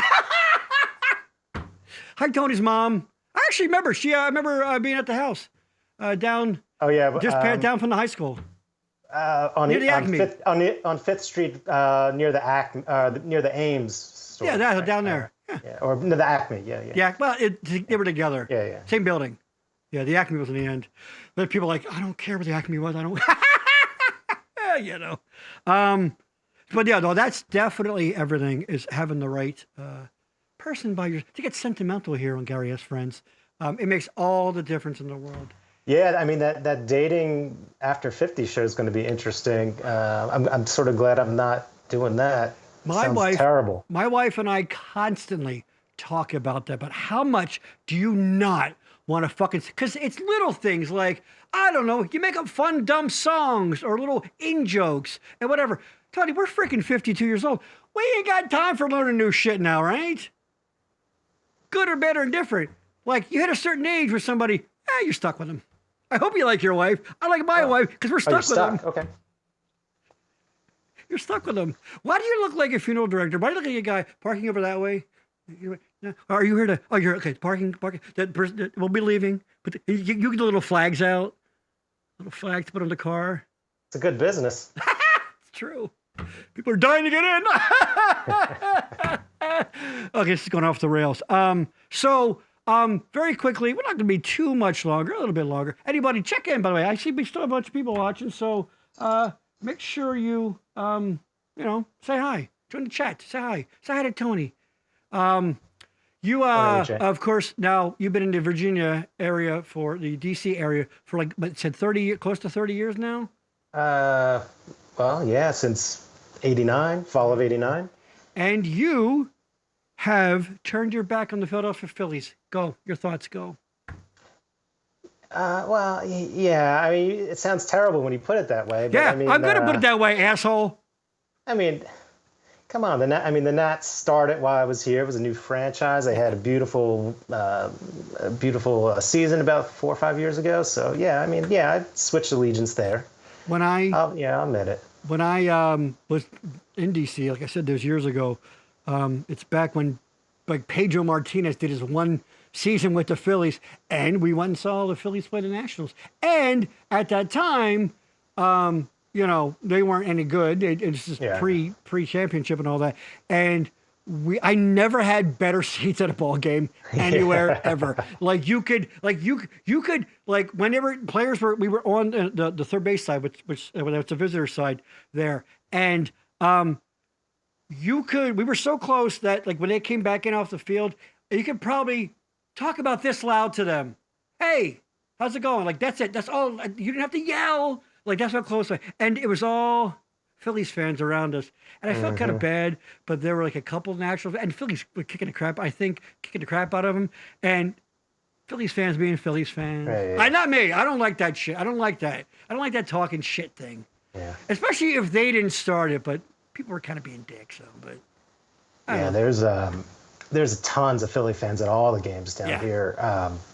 Redskins games are like 2-1. Really? Eagles fans. Yeah. Wow. Wow. Do you ever get down to a Redskins game or? It's been a while. I took my son and his buddy to a game. I think they were maybe 6th or 7th grade. So it's quite a while ago. But it's funny. We were like pretty far up. We were way up. It's a crappy stadium. But there was a fight broke out right behind us. Of course. Of course. Eagles fans probably, right? Yeah. Yeah. I have never been to an NFL game. Oh. And you know what? I'm okay with that. I'm a baseball guy. Speaking of which, somebody check in with the Phillies. They're playing right now. Oh, you're missing the game tonight. Okay. They're playing Chicago, I believe. They're at home, but they're playing Chicago. Are they above 500? Not after this last 2 series, I think. Yeah, they the Giants. Yeah. Was it the Giants? Yeah, not doing so good. What do you got to do? We've actually on the Backroom Show when I had Chris Herder on, the great Chris Herder, we talked about being lifelong Philly sports fans, and we talked about the fact that, like your family, you have to root for where you're from. That's it. You have to. You can like other teams. I like the Red Sox. I've always liked the Red Sox. I enjoyed them. You know, I liked some of those, some of those red teams when, Tony Perez and Joe Morgan and all that stuff. Mm-hmm. But you root for where you're from. You have to. It's a rule. It's a rule. You have to. That's it. Yeah, it's a good rule. Yeah. Uh-oh. My wife checking in. They're way down now. Oh. Shocking. The fucking Cubs, too. Not good. But yeah, you have to root for where you're from. No? Don't you agree? I tend to agree with that, yeah, but yeah. How many sleeping pills did you take before the show tonight? Jesus Christ, Tony, let's go. Come on. That Manhattan's kicking in, isn't it? Scotty Lobo checking in, losing 8-1. Oh shit. God damn it. Who started? Who started pitching? I don't think it was Wheeler pitching the other day, so it wouldn't have been him. God damn it. Nola, maybe. Is it Nola? Was he there? I don't know. I have so much in my head, Tony. Hey, Tony. I'm good. It's like I called you and go, listen, I'm going to need you to really, really play up the Italian look tonight. And you're like, I got you, brother. I got you covered. Don't worry about it. Pop this shirt off if you want. Oh, please do. Magic Mike this motherfucker, right? So, yeah, there you go. So we're getting old. It happens. Let me go to a couple of random questions because these are kind of fun. Let's do it. I've been saving one for a while, but I think you're the perfect guy to talk about this one. Well, actually, the first one I'll start. This is not the one I'm saving, but we'll start to get the ball rolling. Do you or have you ever owned a bowling ball? Yes, I did. You can't leave it at that. Tell me. No. So when I was a kid, for about 2 years, I bowled in a league down kind of Pottstown. If you go down to Pottstown, take a right. Jay Lanes. Yeah, Jay Lanes. That's right. So I did that for a couple years, and I got a ball, and God knows where it is now. I have no idea. At a landfill. And I was I remember being decent. I was never great, but for like a sixth grader, I could bowl like a average 130 or something like that. Whoa, that's pretty good. And I just tried to bowl with like a little office thing recently. I was terrible. I was so bad. They have. Oh my God! It's not like a bicycle where you just. You just find your balance again. Oh. Well, you down so many Manhattans. Let's be honest. You would stay off the bike. You know what I mean? Yeah. That bike. There are so many more like high school bowling teams now. Like they didn't exist when we were. Like, what's that all about? That'd be fun, right? Well, if it gets you a scholarship, I guess. I guess it could. You Dick Weber Memorial Scholarship. I know like one bowler. Now, Gary, do you consider bowling a sport? Or is it a game? There's all these arguments about what's a sport, what's a game. I know, right? No. And I think it's a game. It's a game or an activity. But I guess technically in the sense that you play against somebody else, I'll give you that. But like things like gymnastics, which is like the hardest athletic thing to do, believe me, I am not putting down gymnastics. But when you have things that are judged, like diving, gymnastics, it's like someone's a grump and they're like, I don't. Yeah. And I know there's technicalities you're supposed to hit. You're supposed to arch this on that. I get all that, but so in that sense, I guess, you can call bowling because it is, head to head. But I don't know, is darts a sport then? It was an activity. Yeah. I tend to. I agree with that. What I think you're saying, like darts, cornhole. Cornhole's on the TV all the fucking time. What? There's cornhole on TV? Oh, you don't get professional cornhole where you're at? Gosh, I just didn't add that. I didn't add the cornhole channel to my lineup. Well, actually, I do have the cornhole channel, but it's a separate thing I do on YouTube, and I don't really want to. It's. Oh, sorry, Tony's mom. That's a butt sex joke. All right, no. Hey. You know what? Honestly, and I know Scotty checked in here, and I'm gonna upset him here. Golf. I don't know. I get their skill. I get it. I see why that's up for debate, but I do consider that a sport. It's borderline. We can at least agree on that.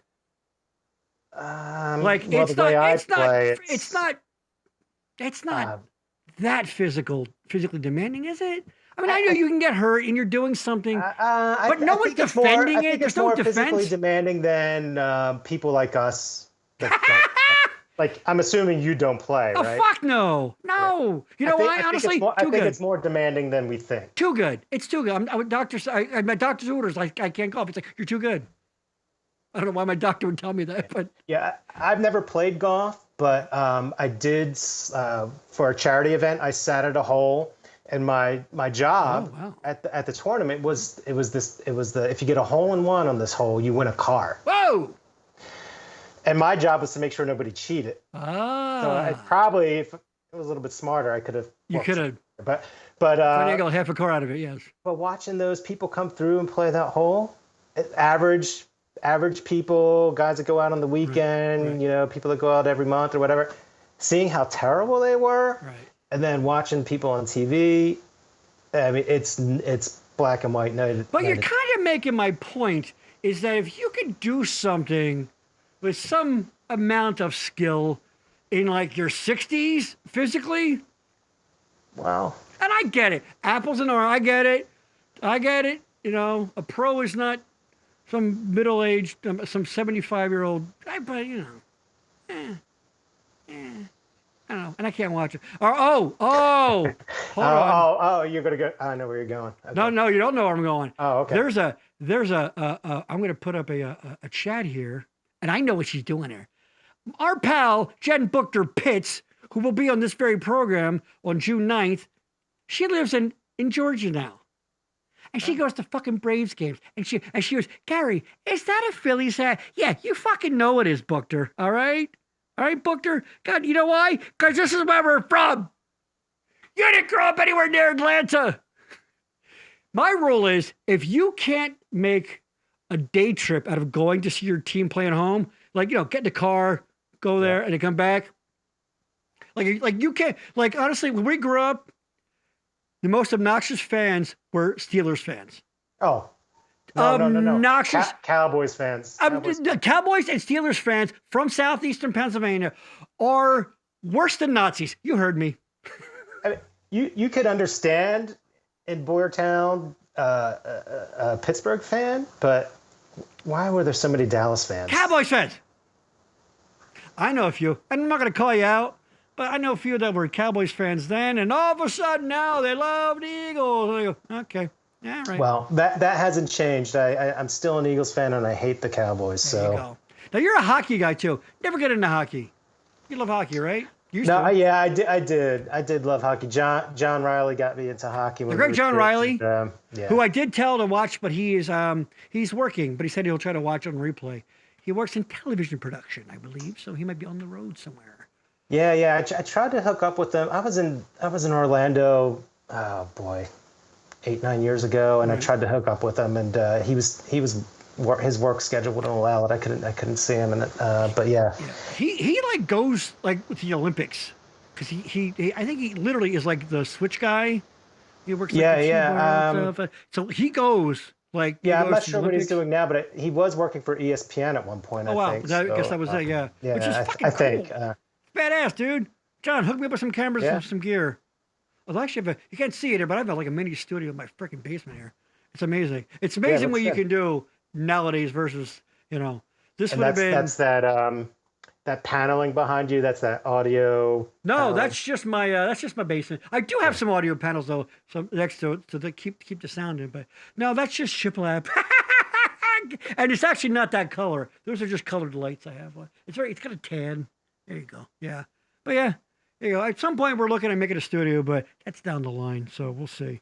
All right, so you did it on a bowling ball. Now, here's one.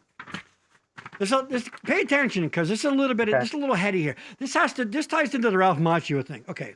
Oh, okay. All right. Now, we all remember the 80s classic Karate Kid, of course. You've seen it, right? Yes. And you've seen the sequels, right? At least the second one, where they go to Okinawa. No, I've seen the first Karate Kid. That's fine. That's good enough. All right. So, pivotal part of the movie, all right? Mr. Miyagi teaches Daniel the crane technique. Remember the crane? He's doing it on the stuff, which is where I can't show you. I'm a master of the crane technique. Yes, you put your arms out, and you're up on one foot, and when the opponent comes, you kick. You kick the other foot, which, by the way, he won the All Valley tournament against Johnny with, I think, an illegal move, by the way. I think it's illegal, but that's neither here nor there. But you remember the very specific line that Miyagi says when he's training Daniel to do the crane kick. He says, done correctly, no can defend. That's an exact quote. Done correctly, no can defend. Okay, okay. So guess what? Go time, tournament, needs a point to win. Fucking bust out that crane. By the way, what else? What you only can do one thing. You're obviously got to kick, right? And that dumb motherfucker Johnny walks. He's like, oh, I better get close to him. Pop right in the fucking face. Like when you're like backwards, this, is it that enough? Just I can just. I should come closer. Okay. Oh, I should come up. Okay. Oh my God, he kicked me. Who would have saw that coming? With his leg raised in the fucking air and his hands out to his side like he's Jesus Christ superstar. So, all right. So it's the winning move. So part 2. They go to Okinawa, all right? Because Mr. Miyagi's got some stuff he's got to, whatever. That's where he's from. So there, of course, is a local bully who's all angry. It's always the enemy, the bad guy. So he goes to fight this local bully guy, and of course, because I think Daniel falls for a girl and he likes her, that old story. But so Daniel gets a Japanese girl. They're in Japan. Yes, she's gorgeous too. Yeah, gorgeous. And I can't blame him. Had a boy, Daniel LaRusso. So they get in a fight with this guy, right? It's pretty early on. And he's like, Mr. Miyagi, done correctly. No can defend. That's what he said. Not kinda, not sort of, no can defend. So Daniel gets in a fight with this guy. Oh, all right, I got this. He busts out his crane technique, all right? And he's getting ready. And what's this motherfucker do? Goes, boop. Pop! It just pops right in the fucking face. Apparently, you can defend. You can defend. Yeah. Now, I know the argument is maybe he didn't do it correctly, because it is conditional. Done correctly, no can defend. But I tell you what, it fucking looked like the last one. And it got, you know what? It is almost embarrassing how easily it was defended. Yeah, Tony, your thoughts, go. I got to hear your thoughts on this. Oh, my thoughts. Okay. Yeah, so that was the second movie. Yeah, they completely sabotaged the first movie, right? Yeah. Yeah, well, they do that all the time. Nothing. Yeah. They lied to us, Tony. Our childhood was a lie. Done correctly, no can defend, except when it can easily be defended. Yeah. I don't know.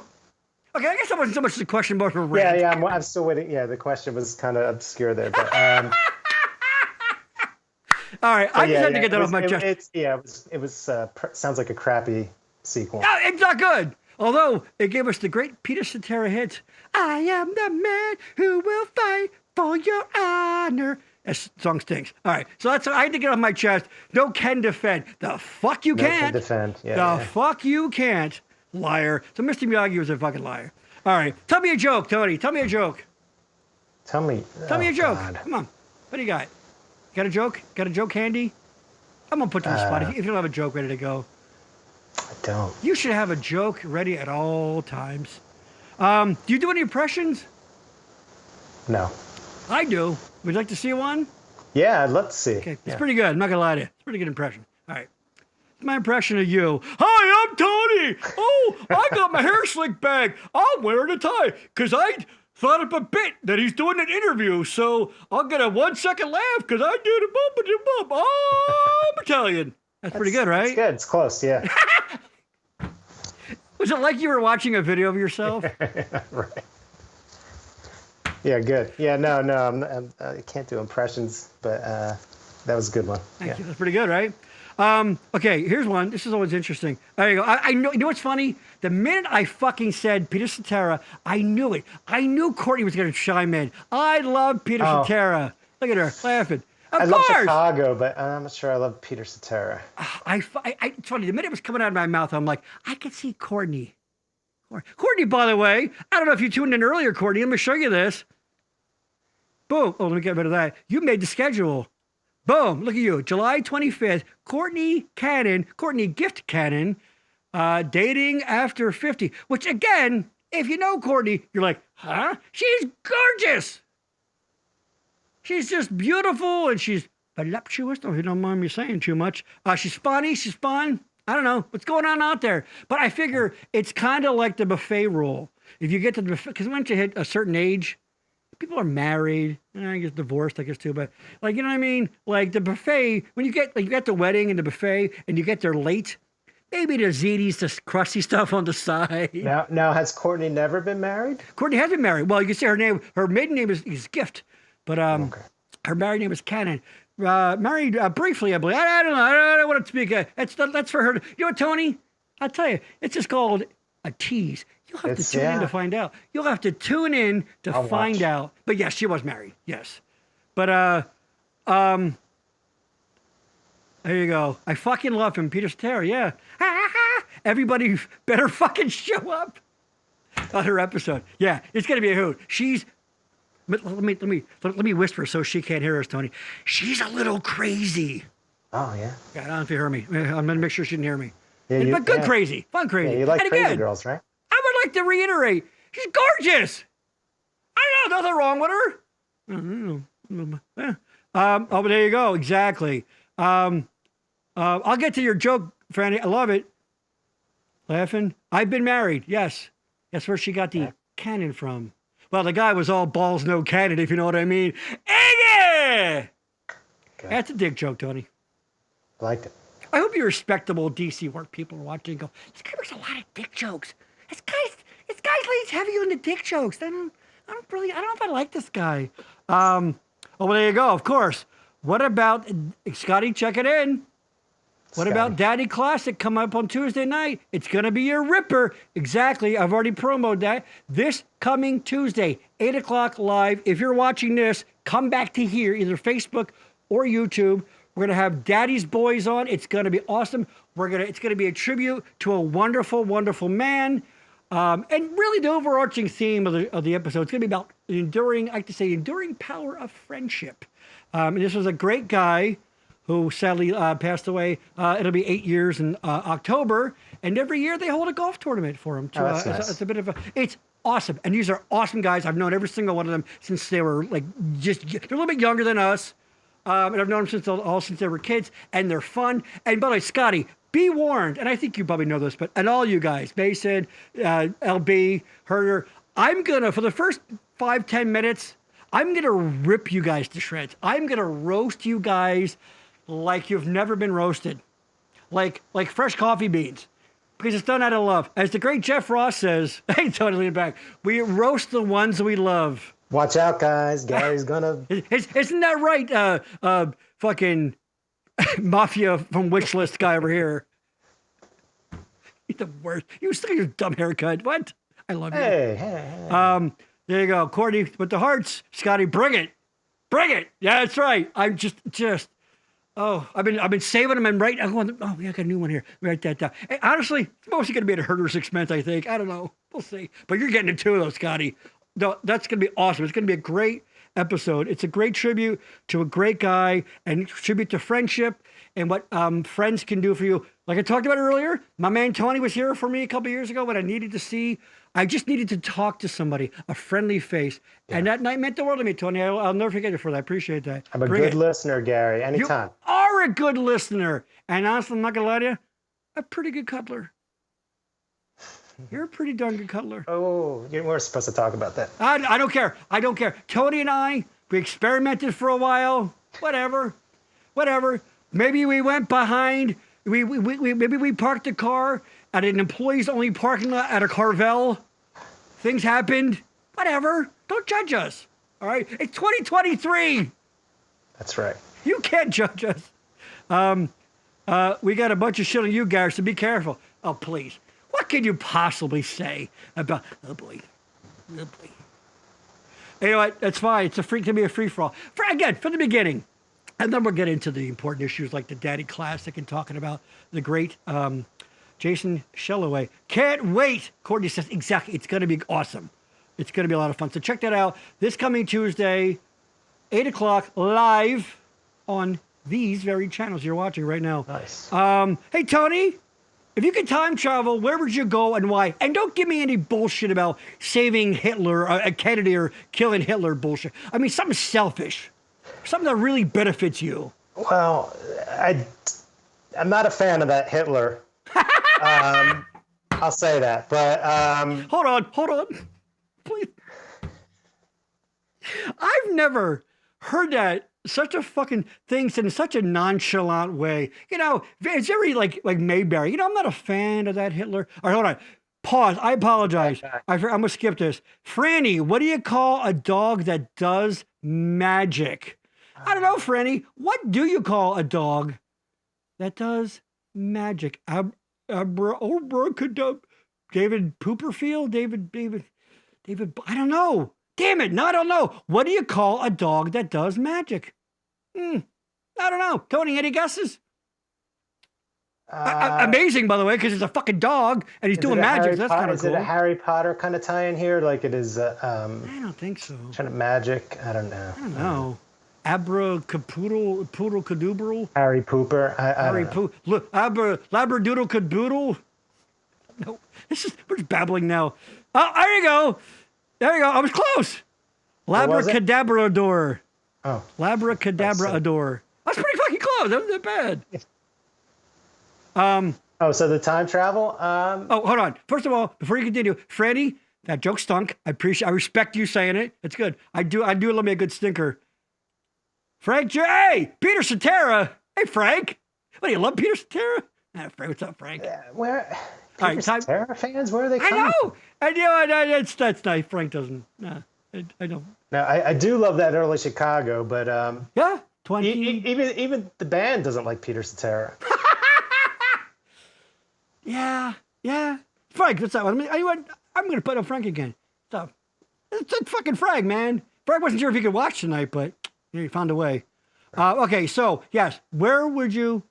Oh, no, I thought that was the magic dog. Oh! That's called a callback, my friend. Bravo to you, Frank. I shit the bed on that one. He thought the magic dog was named Peter Cetera. You know what? He's just, you know what? Let's be clear. Peter Cetera is magic, but he's no dog. Exactly. He stinks. Poor Courtney, what the fuck? I love Franny. Of course, everybody loves Franny. I don't know if you caught earlier. She's going to be the next guest. Her and Jen. Will they be the next guest on Gary's Friends? June 9th. Tune in. So there you go. All right. So, Tony, I'm sorry. It got belabored here. Time travel. You're not a fan of that Hitler guy, but go ahead. Yeah. No, he's a bad guy. But if I'm not allowed to go back and kill him... You don't get to do any of that nice hero shit. It's got to be completely beneficial to you. A selfish reason, maybe. I think I would probably be interested in going back to American Revolution, Jefferson, or maybe like joining that Lewis and Clark expedition. I think that would be pretty cool. You would be dead in a week.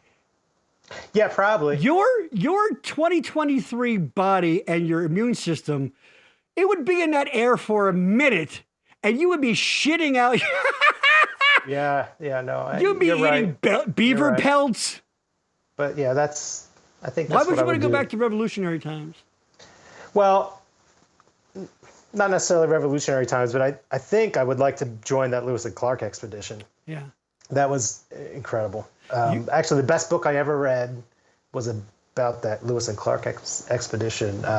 Undaunted Courage, I think was the name of the book. Undaunted Courage. Unbelievable what the fuck those guys went through. I love the fact that you think anyone watching this show is a reader. I'm kidding. Yes. No thanks. That's why I'm like, no thank you. I was like, I want to go back and maybe like, I don't know, see a classic baseball game or something, but you're freaking hiking. You're going to be dead from hypothermia within like 8 hours, so good luck. And honestly, being Italian, you're a little too olive for them back then, you know what I mean? Whoa, you're not exactly But then you could tell you're some mystic. You know what? Knowing what's going to happen, you could be like some like Italian mystic guy or some shit, right? Oh yeah. Like, how did you know that? Right? Oh, Bobby Karras. I'm traveling back to 929 Bay Avenue. Yeah, that's the shore house we used to go to. Oh, nice. In Ocean City, New Jersey. Was that? Ah, nice. And a lot of drunken debauchery there. I believe no longer exists. It literally has been leveled, I believe. But yeah, Bobby, solid answer. Although if we went back now as men in our 50s, they'd be like, it's kind of creepy because we were all like, what? Like 18 to 20, 17 to, and like, okay. Yeah. And they'd look at us and go, oh, what happened? And I go, you know what? If I saw me back then, you know, and he saw this guy, I'd say, it's your fault. It's your fucking fault. You did this to me. Look what you did to us. You selfish son of a bitch. You did this to us. Exactly. So you want to go see Jefferson and go see Lewis and Clark. Yes. Fair enough. That was real manly bullshit. I know. I'm not buying it. Bullshit. You're going to go back and see some historic. You're going to go see the, I don't know, Flyers win the cup in 77 or whatever the fuck. I watched that already. You were 6. You don't remember it. I remember it. Yeah, okay. No, I don't. Yeah, of course you're not a liar. Tony, stay with us. I'm not sure what that means. What did I miss? What's that reference to? Courtney, explain that. Tony, stay with us. Is he leaving? Hey, Tony, nice job. I would have gotten 2 tall Manhattans for this gig. Appreciate your perspective. It's true. Yeah, Scotty's a son of Boyertown, so he gets it. Exactly. Yes. So, yeah, 2 Manhattans. So when do I get paid, Gary? You're getting paid with friendship, Tony. Oh. Get paid in friendship. Here you go. You know what, bitch? You better dance for me, all right? I'm gonna do this to you. All right. Just throw out coupons for ragu. I don't know what that means. Courtney, of course. I'm going back to 1989. Courtney, but you did that. Yeah. I don't want to go back. You were old enough to remember it. It's too awkward. No, I don't think so. Now, are you Courtney? Okay, now this is an interesting topic. If you go back to 89, Are you now 51-year-old? I think you're 51, 51-year-old Courtney, or do you go into, you would have been what, you were born in 72, so 17-year-old Courtney? Is it your mind now in that body? That would be interesting. Yeah. Go back, young body with your 52-year-old mind. Yes. Now here's a moral question. Let's say you do that. You go back, it's your mind, but back in like 18-year-old you, and there's like the cute girl you liked, and she's like, hey, let's go. Like, that you can't, right? Because even though it's like 18-year-old you, it's like now you. Tony, your thoughts, go. That's quite a conundrum, isn't it? Or is it just straight up? No, it's not a hard decision. I'd do that. You're doing it? No,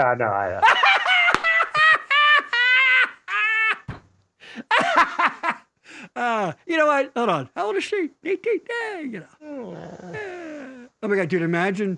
I mean, I do it okay, but imagine, those 18-year-old, again, Yeah, I have daughters who are older than that. Oh, I know. That's weird, right? It does get weird. Yeah. Yeah. I find myself, like if I'm just casually going through Facebook or something, and I see a friend and like someone's commented on something they wrote or whatever, and you just see a little bit of like the thumbnail, and you go, oh, looks like a cute girl. She's cute. And you like you expand it, and you go, oh my God, she's practically a kid. I mean, she may be like 24, whatever, but to us, that like 24-year-olds look 12 to me now. You're like, never mind. So yeah, you got to be careful. I don't know, Courtney. I cannot wait till Courtney's on to talk about like what is his age range, or I don't know. That's tough. Fuck that. Ride with Genghis Khan is what I would do. Bobby says. Ooh, Bobby, I don't. Yeah. They would look at you and go like, "What are you doing here?" And you don't speak the language. I don't. But think I was gonna say you got to learn Chinese, right? I think that's a good idea, dude. I mean, Bobby, you get a little Chinese, but that's different. That's what it is. Yeah, I don't think that's a good idea, Bobby. I don't think you're going to last. They say English is a tough language, but it's easy to me. But it's a tough language. Nailing it. There's my joke. Hey! All right, we're an hour and 38 in. Finally.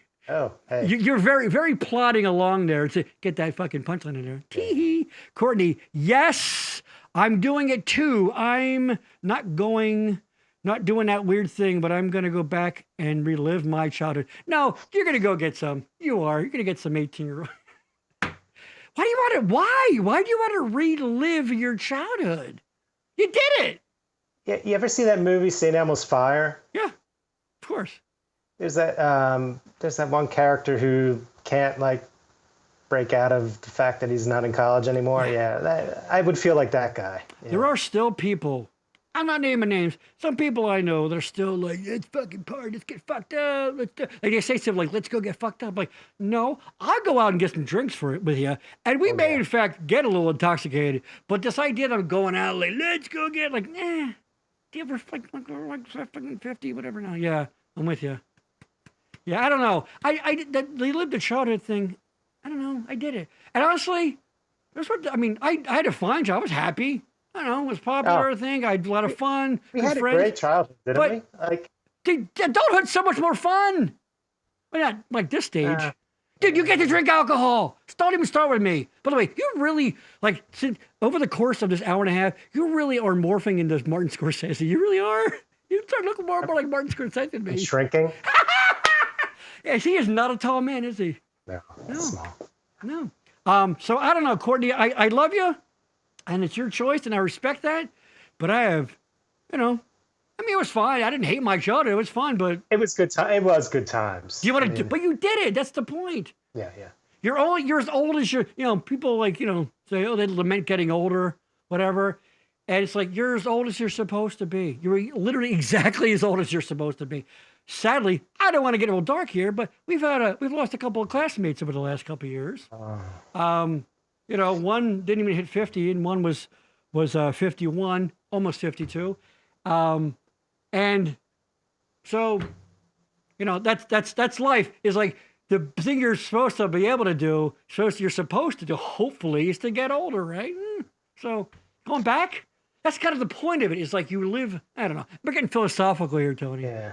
Gary, do you remember you and I were at the Dairy Queen one day and we heard about Don Wagner passing? Dude, I think about that every now and then. Me too. I believe Becky was working there over, because it would have been, it was the spring or whatever, or going into summer of our following year. And I think Becky was working at the Dairy Queen.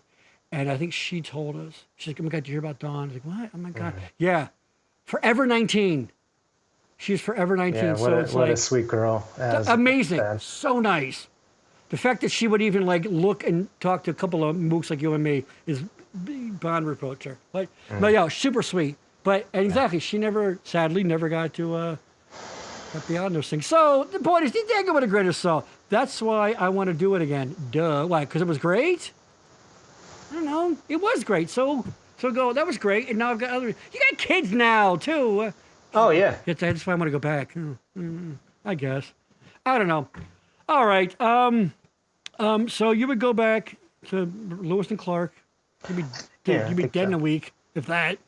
I'm not gonna lie to you, Tony. Well, I said this all respect. They only lost one guy on that thing, and it was in the first week. And you know what? If you there's been some drawing since then. If you look very closely, right there, that's what the guy looks like right there.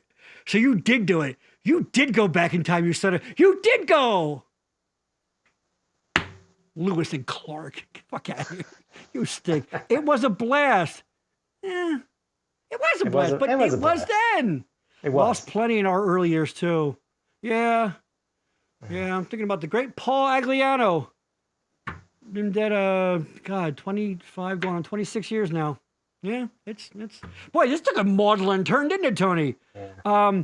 All right, so last question. We're going to start wrapping this up. Do you think people in wheelchairs should be measured their height from the ground to the top of their head while sitting in a chair, or their actual length? Go.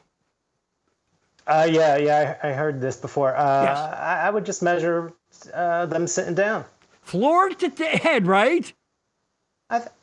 Yeah. That's what I said. But someone's like, you got to measure their length like anybody else. I go, they're sitting down. I don't know. Yeah, they probably don't want to be measured, but. All right, you know what? Fair enough. I don't want to be measured. I don't want to be measured. I don't want to be measured. No, we're getting old and we're shrinking. I think that's it. Do you ever fart during sex? No. Liar. Then you're not doing it rough enough. Hi, Tony's wife. Sorry. Hi, Tony's mom. I apologize for that. You never fart? You never let one rip during you're going at it? Oh, sorry about that. I mean, not that you remember every single incident, but I know sure. Yeah, all right. Oh, Tony. Maybe pull it. What's the drunkest you've ever been? You've crossed the line. You've crossed the line. I crossed the line. Talking sex. Tell me about a time you were really, really drunk. Do you know any? Oh yeah. God. The first time, I got kind of a late start, but there was one time where we went to the. I think I was with Greg Johannesson again. I mentioned him earlier, and we went out, and I was just hammered. I couldn't get home. So yeah, he had a buddy that had a pickup truck, and they helped me get home. But yeah, I didn't do too much drinking in high school. But where were you at the time? Were you in the Boyertown area? Yeah, I think I was trying to get to the pool. Oh. Did they used to do something like on a Friday night? They did pool dances, absolutely, yeah. Yeah. So that was rough. But yeah, like I said earlier, like I was kind of getting a late start. I always wanted to get into trouble, and now it's all starting to make sense. If I hang out with that Gary, he's a real prick. Chances are, but here you go. Yeah. Actually, I would not get in trouble. Wait, do you remember when we first met? Like, was it in a class or was it? I don't really. Actually, it's funny. I thought about that, and I couldn't really recall. My best guess is maybe at a Legion game or something like that. Maybe. Or maybe like a dance. Like, 'cause I used to like hanging out talking to like there's a picture in the yearbook of me and Walt Kibbe. Like he was like the king or whatever.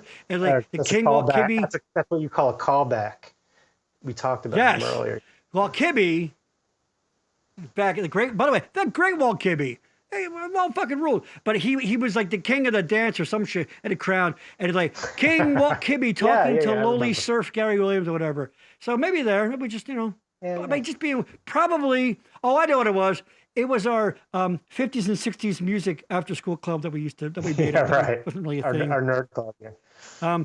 Courtney with the line of the night. And you know what? Just Courtney, why are you single? Well, farts are the best. Farts are the best. Okay. Oh, and this computer has just decided to restart. I don't think it's going to affect the stream, but isn't that fun? Jen Buchter, from a nurse's point of view, you have to measure the entire person. The wheelchair is irrelevant, and she is a medical professional. Yeah, so there you go. That's the right answer, probably. Of course it is, but it's not. But is it the fun answer? No. From a nurse's point of view, you have to measure the entire person. The wheelchair is irrelevant. Well, not to them. I'm gonna let that one sit for a second. Yeah. Okay, next one. Courtney, I think he was the guy who put the candy bar in the pool before the pole dance. That's from Caddyshack. Oh, she's talking about you. Oh, me? That's from Caddy. That didn't really happen, did it? That's from Caddyshack. The pole dance. God bless Right? us. Remember? Drunk as Pinder on Roop's couch. Oh, I want to see that video again. Oh, the great Dave Pinder. That's when we'd hang over to Rupert's house. He got dirty. And Dave's a hefty fellow. So put a lot of booze in him. And yeah, I mean, nothing worse than your drunk big friends. Oh boy, because you know that's gonna be a whole thing. That's just gonna be a whole thing. That's true. Good call. Wow. Jen says, "Oh, about the relevant to him." Well, you know, no one in the wheelchair has ever been like. Besides the chair, forget about this chair. You know. I mean, God forbid. God forbid. No, yeah, I think it's right. You should stretch them out and measure them. I mean, that's only fair, right? It's only fair. Take the legs and you gotta flop them out. You know, like you know when you're trying to like on the side of the bed and you're trying to get that corner over, so you have to do the school rain day parachute thing where you do this thing. Oh yeah. So you have to take the person by the shoulders and just go. And their legs have to roll out, like when Beetlejuice does the thing, they roll out, and he has to hit the thing and go up. You say, just take the person, and the legs roll out. Okay, on that note, Tony, this has gotten really fucked up. Have you ever met anyone famous, Tony? Oh yeah, Who? Sure. Yeah, a lot of, well, of course, a lot of political people around here, but I used to work at the Kennedy Center. Before, you asked me about my current clandestine spy. I'm sorry. My EPA career.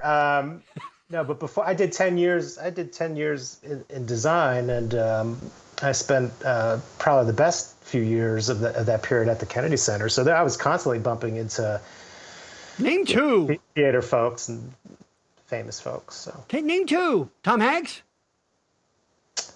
No. Anyone from 90210? Peter Cetera? Peter Cetera. Two of the three Bee Gees? Punch that Peter Cetera. Fucking Peter Cetera. No, Kennedy Center was like theater types and Nathan Lane. No, oh my God, Tony, name somebody. You're killing me here. Ted Kennedy and Judy Collins, and I think Judy Collins, that's pretty cool. Sweet Judy Blue Eyes, sure. What's the comedian? Oh God, I'm forgetting her name. She's friends with. She was just on the TV. She's friends with Carol Burnett. Vicki Lawrence. Oh no, not her. Oh, no, never mind. I'll leave it in the show notes. Sorry, but yeah. That's. I mean, you'd be on the elevator, like we worked backstage, and Kennedy Center is a dungeon back there. I mean, really? You get behind the stage, there's like it's insane. It's like a labyrinth, and you get on the elevator, and elevator doors would open, and there'd be the guy dressed like as the lion in the Lion King, like in the elevator, and you're like, whoa. Oh hey, don't mind me. Going my way? Yeah, right. Wow. Courtney, LOL, measure it. You know. Porky checking in. Hey! It appears that you were disturbed during your youth and at this time needed professional help now. What? Wow, try that again, Gary. That's directed towards you. It appears that you were disturbed during your youth and at this time need professional help now. Oh, yeah, that's true. That's true.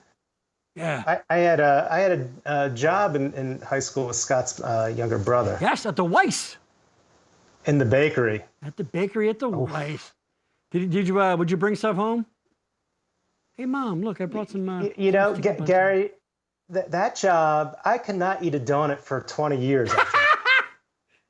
Yeah, people say that when they work somewhere where there's like surrounded by the thing that, like, oh, you're so lucky, you must really love. Like, no, try smelling. I worked in a freaking pie factory not far from here, and that smell just permeates that sweet smell. And you're right, it's a little.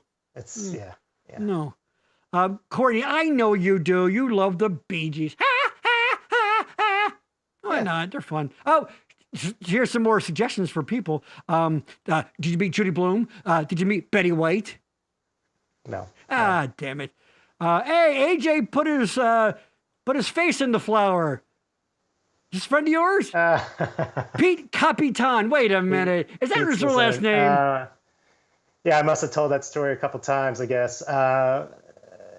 Yeah, so back at the bakery, we were the after hours crew, right? Like the women worked all day, and then the high school kids came in at night. So we cleaned up and we prepped the bagels for the next morning, pulled shit out of the freezer, got everything ready, and got into all sorts of crazy shit. And so what Pete's talking about is. I guess John, after I had gotten the job, John Riley wanted to work there too. So we got him in, and probably against my better judgment, I might have put a good word in for him or something. John's a maniac. Love you, John. But you're a maniac. So crazy maniac. But so we were back there one night, been there a couple hours, we're cleaning and, hosing, got the hoses out. We're doing all crazy shit. And he, they have like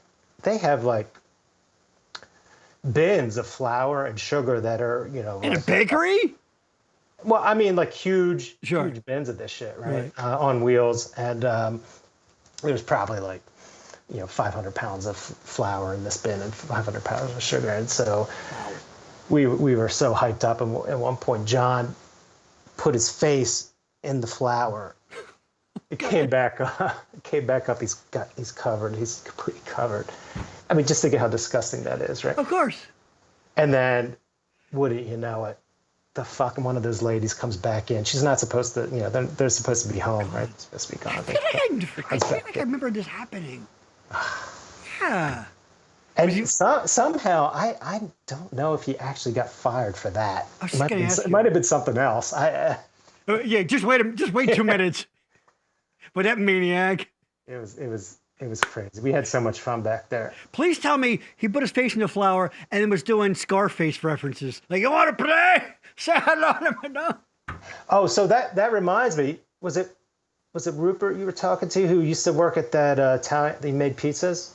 Yes, you worked at Carmelo's. My brother did. Oh, Bill did? Bill did. He worked at the one. You want to talk about gross stories? Oh, no. No. Okay. No. Okay. He worked at the one, like, I guess technically it was Carmelo's too. It was the one that used to be Vince's in town. Your brother probably worked at the one closer to I think it's a Chinese place now. Yes, that one. That's the original Carmelo's. I think that's the one. Worked at the one that used to be Vince's. Yeah. All right. I think that's that, Anthony. Did you have a fun time talking to your old pal, Gary? Always. Yeah, it was great. Oh, golly gee. Hold on. So you gotta come visit me. You and the wife gotta come down and catch we'll watch a ball game. Watch Phillies kick the shit out of the Nationals. Probably. No, we have half of your former team. Sugar Face. Oh, that was directed for Gary. I know it was. I had some issues. We all have issues, right? Love you. By the way, speaking of 929 Bay Avenue, I don't know how long you've been on, Porky. I know every time you pop in, this story has to come up. It was the shore house that we stayed at. It was Andy Zinger's parents' house. One summer, Scott who worked for Donnie Heimbach doing construction and that. We were gonna do a little work on the house. So fucking Sammy hard hat over here, Mr. Sammy Safety, is up on the roof. It's not very high, it's just a little short house, but he's like, all right, everybody, be careful. Up on the roof, it's dangerous, blah, blah, blah. We get the whole fucking safety talk, and he's got a fucking handsaw. What the fuck you call it? I don't know, fucking handsaw. So he's cutting something, right? And of course, he's so close to the edge, and of course, off the fucking edge. Never let go of that fucking trigger, though. The whole time, all the way down. And we're like, of course you did that. Of course, you got to give us the lecture, so. But he somehow managed to keep all his fingers and toes, so. Love you, poor. Oh, LOL, Scott. There you go, Courtney loves her Phillies. Damn right. See, she's a catch. She's fucking gorgeous. She loves the Phillies. She got a couple of kids, Nobody's perfect, you know what I mean? I'm kidding. So that's that. I think that's it. Tony, did you have fun? I did, Gary. I had a good time. I will come down and see you, even though I don't like to leave my house for anybody, but you I like. I think that is that. So again, check us out next time on June the 9th. Of course, it's a Friday night, 8 o'clock, with, hold on, what are they? These lovely ladies, Franny and Jen. It's gonna be fun. What are they, tea drinkers? What the hell? Yes. What are they doing in that picture? Don't be fooled. Don't be fooled. Don't be fooled. They're, they get low.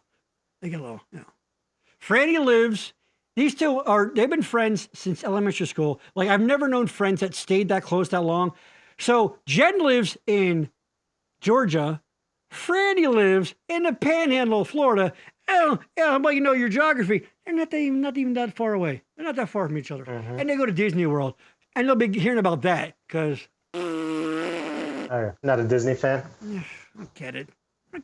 You know what? Yeah. I don't either. Maria, my co-host on the Backroom Show, loves to say that I hate seeing people have a good time. And she's not wrong, But I try to be like, what? Like, I used to bitch and moan about when people go to concerts and they post pictures on Facebook, and it's like, oh, it's a blurred, overblown blob. Like, we believe you. We believe you got tickets to Billy Joel. You don't have to prove it to us. They were on sale to the public. And then they'll play a clip, and it's all like, and you can't hear it because it's fucking, and I go, why? And I grumble. I grumble a lot. I'm grumpy. So, yes, Mr. Safety. Bobby, talking about Porky, he was Mr. Safety. It was just, fucking dad had been safely wearing a condom when whatever. Woohoo! Courtney, can't wait. Love Freddy. Freddy says, zip it. No, I'm not going to zip it, Franny. I got a microphone and a bad attitude, lady. Tony, cheer up. Are you drunk? No, I'm reading. I'm reading all the stuff that's going on down there. Are you sleepy? Are you watching it? You watching the chat? Yes. That's that. So, yes, check us out, Franny and Jen. Also, this is the Backroom Show starting June 6th. Don't forget, it's going to be awesome. But this coming Tuesday, it's not on there. This coming Tuesday, it's going to be one of our best episodes ever. It's going to be Daddy's Boys. Fun guys. I'm going to tear into these assholes because I love them. And you tear into the ones you love. And we're going to be talking about a great thing, an event they do, and a great guy. And if you or anybody has ever been a friend to somebody, chances are you have, you're going to love this episode because we're going to talk about friendship and stuff like that. Even losing someone, how it still goes on. Jen, be careful about Disney. Hey, Billy Joel was awesome. Oh, I've seen Billy Joel. I fucking love Billy Joel. Are you kidding me? I will go lyric for lyric right now with you. Anything. Pick any song. All for Lena? Yeah, I'll go All for Lena for you. Yeah. Watching, sleeping with the television on? Yeah. What's that song? I never heard of that. Well, I have. I love Billy Joel. I'm just saying, you don't have to prove it to everybody that you went to the concert by a picture. We got it. I believe you. I believe you. I know. They were on sale and you bought them. All right. Yeah, no, Maria's right. I hate seeing people have fun. Oh, good seeing you both. Thank you, Franny. I'll be seeing you soon, a couple weeks, on, virtually. So that's that. So yeah, check out the Backroom Show this coming Tuesday, 8 o'clock live. It's going to be a lot of fun. It's going to be a full house. We're going to be packed the guests and things. It's going to be fun. Of course, as always, check out, let me get rid of the chat. Check us out. Please subscribe. If you're watching right now, I see people are still on YouTube. Hit that subscribe button. Come on. Like I always say, this costs you nothing except for your time. If you watch this enjoyable entertainment and you can't make a minimal effort to at least hit subscribe or like. Stealing. You're stealing, Tony. See, you get it. And if there's one thing Italians know, it's oh, I'm sorry. I went too far. I'm really leaning heavy on the Italian thing tonight. How could I not? Yes, Bobby Karras, the daddy lives forever through us. Goddamn right. Fucking one of the best guys you could ever fucking meet. So, and assholes, I won't get political. Assholes like Trump walking around just fine. But a great guy like that fucking daddy, he dies at 40 of a heart attack. That's not fair. Well, that's not fair sometimes. What are you going to do? But he was a great guy, and we are going to celebrate him and his memory on Tuesday. So, and you don't even have to know the guy. It's like, oh, I didn't know him. You don't have to. It's going to be fun. It's going to be friends. It's going to be meat, must, and balls. Anyway, it's going to be funny. It'll be great. A little walk down memory lane, but it's, you know, it's anybody can identify with that. So check that out Tuesday. And also Facebook. Follow us, The Backroom Show and The Backroom Network. That's right, we're bougie. There's two of them. And actually, of course, don't forget to check out Participation Trophy Wives. They also have a page on Facebook, and they're also on Instagram. Alicia posts funny stuff. It's great. Go check out. Go, if you have an iPhone, you just hit on the old Apple Podcast one, or you can, they're on Stitcher, they're on Spotify, they're on Podbean, pretty much anywhere where you can get a podcast. And you can go to backroomnetwork.com, and they'll be front and center there. That's it. Tony, anything to plug? Got any plugs? No, I'm not plugging anything. No. You're going to be asleep in 15 minutes, aren't you? Oh, maybe. Do you regret putting that tie on? Yeah, no, I'll sleep in this. No, sleep in the tie. All right, that's it. This was fun, Gary. Thank you so much. Please, Tony. It was a great time. Wait, very quickly, if you put it on the fly. You are one of the sweetest, dearest, most honest people I've ever met. By the way, I didn't even get into this. Tony's an amazing artist, by the way. I didn't get into any of that. So, yeah, amazing artist. Fuck you, Matt Wood. He's better than you. Oh, Matt told me to tell you hi, by the way. He couldn't. I think he's in Spain. Yeah, I love that guy. I think he's in Spain right now. So he's, I don't know. What is it, like fucking 5 in the morning over there right now? Okay. Mr. Fancy Spain guy. Yeah. So, no, Matt fucking rules. No, is it his wife's family from there or something? Maybe. Not this time. I think she's Puerto Rican. Oh, yeah. Okay. So, I mean, maybe, like, historically. But, no. Yeah, no, love Matt. No, are you kidding me? Matt's the absolute best. Yeah. Visual Goodness, I think it's the company. His company. Oh, he's still got that company. Yeah, I think so. I'm trying to give a plug here. Visual Goodness. That's right. If you need I don't know, professional, like they do commercials. He started that 20 years ago. Yeah. Yes. Reach out to Matt Wood at Visual Goodness. Tony, I hope to see you. I hope you make it back from your next mission. Yeah. You know, I get it. Anytime here. I think that's it. So everybody, thank you. Thank Tony. Love your brother. Thank you for being there for me when I needed you. Love you, a year and a half ago. Yeah. And I will always continue to be here for you. Same. All right. Same. Tell me you love me. Come on. I need to hear it. I love you, buddy. I love you, buddy. See, does that make you feel good? God. Yeah. By the way, I hate your man bun. All right. I love you, brother. Oh. You're handsome, you handsome devil. We'll see you on Tuesday, and we'll see you on the next episode of Gary Has Friends. See ya.